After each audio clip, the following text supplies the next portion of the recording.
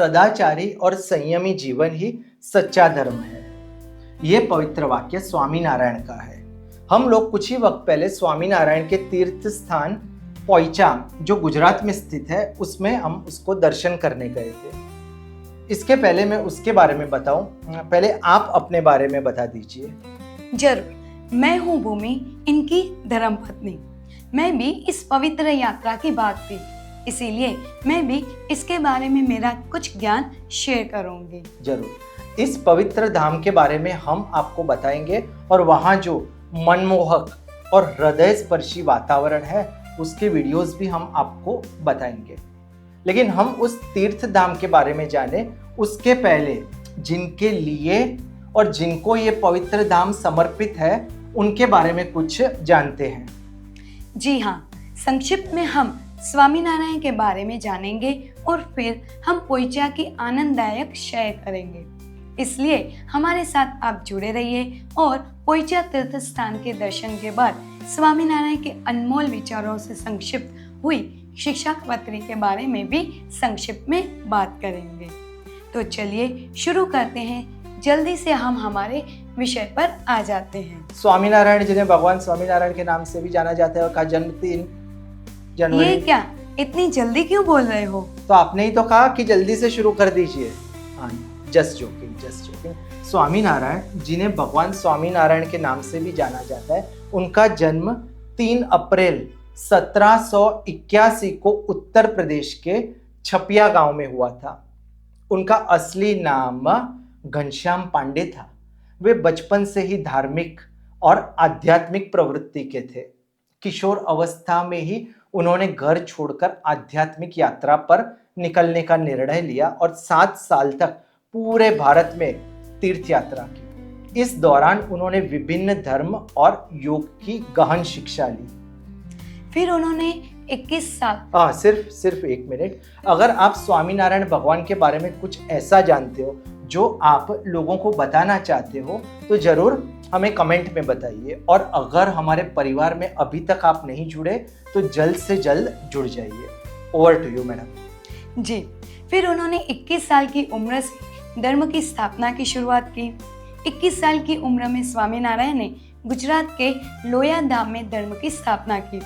उन्होंने समाज में सुधार के लिए कार्य किए, जैसे नारी सशक्तिकरण, शिक्षा का प्रसार और भक्ति की सरलता का प्रसार। उनके अनुयायियों ने उन्हें भगवान का अवतार माना और उनकी शिक्षाओं को मान्यता दी। बहुत खूब। स्वामीनारायण संप्रदाय की स्थापना करके उन्होंने समाज में आध्यात्मिक और सामाजिक सुधार का कार्य किया। जून 1830 को गढ़पुर में उन्होंने देह त्याग किया। उनके अनुयायियों ने उनके जीवन और शिक्षा को संजोए रखा और स्वामीनारायण मंदिरों का निर्माण किया, जो आज भी विश्व भर में उनकी शिक्षा और आदर्शों को फैलाते हैं। स्वामीनारायण ने अपना अप्रतिम ज्ञान उनके पवित्र ग्रंथ शिक्षा पत्री में दिया, जिसके बारे में हम बात करेंगे।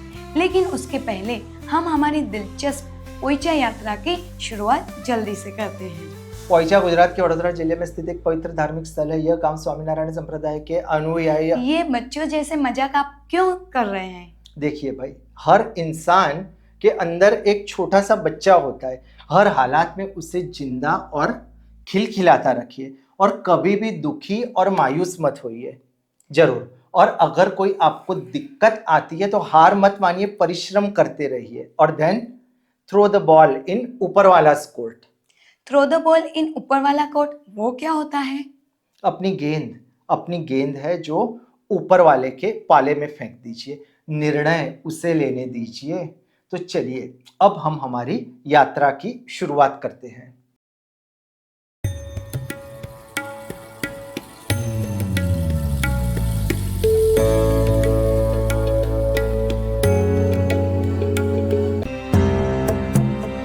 पोइचा गुजरात के वडोदरा जिले में स्थित एक पवित्र धार्मिक स्थल है। यह पवित्र धार्मिक स्थल गुजरात के वडोदरा जिले में स्वामीनारायण संप्रदाय के अनुयायियों ने इनकी स्थापना की है। यहाँ पर एक भव्य स्वामीनारायण मंदिर स्थित है, जिसे नीलकंठ धाम स्वामीनारायण मंदिर के नाम से जाना जाता है। बहुत खूब। चलिए इस भव्य नीलकंठ धाम स्वामीनारायण मंदिर के बारे में जानते हैं। यह मंदिर परिसर बहुत ही सुंदर और भव्य है, जो नर्मदा नदी के किनारे स्थित है। मंदिर की स्थापना कला बहुत ही आकर्षक और विस्तृत है, जिसमें नक्शाधीर स्तंभ, भव्य शिखर और सुंदर मूर्तियां भी शामिल हैं। मंदिर के चारों ओर हरे भरे बगीचे और शांतिपूर्ण वातावरण है, जो यहाँ आने वाले श्रद्धालुओं को मानसिक शांति प्रदान करता है। जय। मंदिर परिसर में भगवान स्वामीनारायण की मूर्ति के अलावा कई अन्य देवताओं की मूर्तियां भी स्थापित हैं। इसके साथ ही यहाँ एक आकर्षक संग्रहालय, योग और ध्यान के लिए विशेष केंद्र और एक बड़ा सरोवर भी है। नीलकंठ धाम में विशेष रूप से ध्यान और योग के कार्यक्रमों का आयोजन होता है, जो मानसिक और शारीरिक शांति के लिए बहुत ही प्रभावी होते हैं। बहुत खूब। पोइचा धाम के आकर्षण और गतिविधियों की बात करें, उसके पहले एक बात कहने की हमको अनुमति दीजिए। अगर आपने पोइचा धाम की यात्रा की है तो आपके क्या अनुभव है, वो हमें जरूर कमेंट करके बताइए। मंदिर दर्शन के बारे में बात करें तो यहाँ जाने वाले श्रद्धालु भगवान स्वामीनारायण के दर्शन करके आशीर्वाद प्राप्त करते हैं। मंदिर की भव्यता और शांति लोगों को आध्यात्मिक अनुभव कराती है। अलग अलग चीजें होती है, जैसे light and sound show. Neelkanth Dham में हर शाम एक विशेष लाइट एंड साउंड शो आयोजित होता है, जिसमें भगवान स्वामीनारायण के जीवन और उनकी शिक्षाओं को दर्शाया जाता है।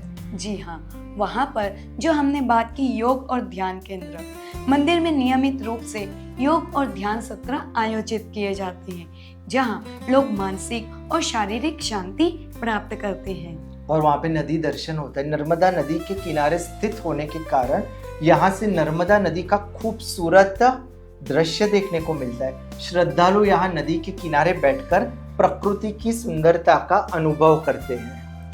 क्या आप वहाँ पहुँचना चाहेंगे?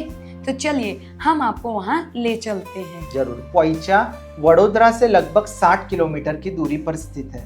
वडोदरा से पोइचा तक पहुंचने के लिए टैक्सी या बस सेवाओं का उपयोग किया जा सकता है। नज़दीकी रेलवे स्टेशन और हवाई अड्डा भी वडोदरा में है, इसलिए वहां से आप आसानी से पोइचा तक पहुंच सकते हो। अभी हम शिक्षापत्री, जो स्वामीनारायण संप्रदाय का एक महत्वपूर्ण धार्मिक ग्रंथ है, उनके बारे में कुछ बात करेंगे। कौन सी गति से? तेज गति से बोलो कि इस बार मध्यम गति से? मध्यम गति से ही बोलते हैं। अच्छा। जैसे सुनने वाले भी समझ सके। जरूर जरूर। आपके दिव्य सहयोग से हमारा हैप्पीनेस मंत्र परिवार बनेगा विश्व का सबसे विशाल और समृद्ध परिवार। शिक्षापत्री भगवान स्वामीनारायण ने 11 फरवरी 1826 को लिखी थी। इनमें 212 श्लोक हैं, जो जीवन के हर पहलू को मार्गदर्शन देते हैं। शिक्षापत्री का उद्देश्य लोगों को धर्म, भक्ति, नैतिकता और सदाचार की राह पर चलने के लिए प्रेरित करना है। शिक्षापत्री के सारांश के बारे में हम जानते हैं। शिक्षापत्री के एक पवित्र श्लोक के बारे में बताइए, फिर हम सारांश पे चलते हैं। जरूर। इसमें श्लोक 116 में सत्संग महिमा जाननाति अणुमानो पिये नरः ते नैव च नरो याति सदा परम धामकम्। इसका अर्थ है, जो व्यक्ति सत्संग के महत्व को जानता है, वह चाहे कितना भी छोटा क्यों ना हो, उसी सत्संग के कारण वह सदा परम धाम को प्राप्त करता है। क्या बात है। अभी शिक्षापत्री का सारांश पता है, उसके पहले आप भी एक श्लोक हमें बता दीजिए। जरूर। श्लोक नंबर 203 मुझे याद है, वो बताती हूँ।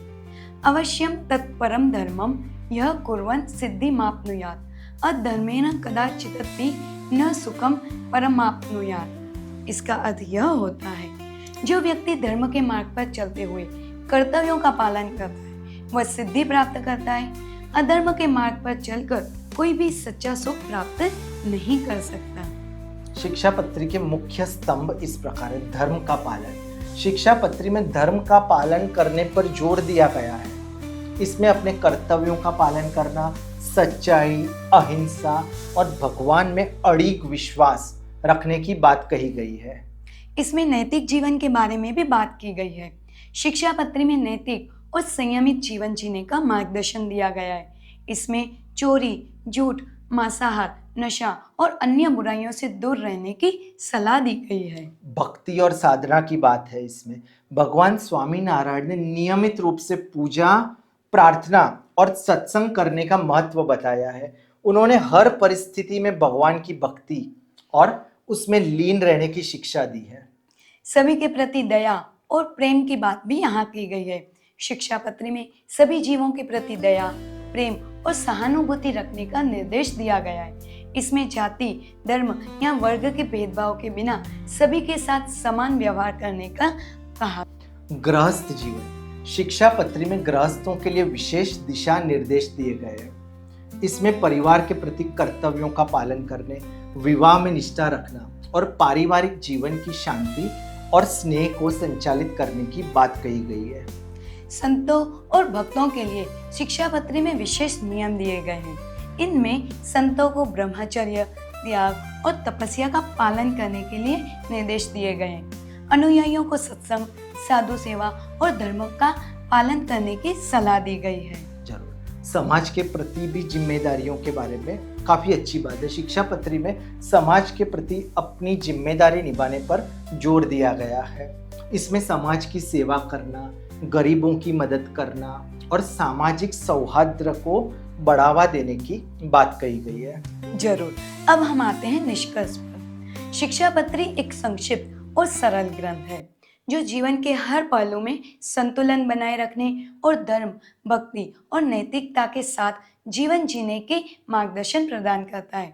भगवान स्वामीनारायण ने इसे सभी के लिए उपयोगी और अनुकरणीय बनाने के लिए लिखा, जिससे मनुष्य अपने जीवन को सार्थक बना सके और मोक्ष प्राप्त कर सके। जरूर। अंत में हम स्वामीनारायण के जीवन से क्या निकाल सकते हैं निष्कर्ष? हमें यह समझना चाहिए कि सच्ची आध्यात्मिकता बाहरी आडंबरों में नहीं बल्कि हमारे भीतर की शांति और प्रेम में निहित है, और उसे अपने जीवन में अभिव्यक्त करते हैं, तभी हम सच्चे अर्थ में आध्यात्मिक बनते हैं। सही बात है। आइए हम सभी इस मार्ग पर चलें, आत्मा की शक्ति को पहचानें और प्रेम, करुणा और समर्पण के साथ जीवन जिए। यही हमारे जीवन का सच्चा उद्देश्य है। जय स्वामीनारायण। जय स्वामीनारायण।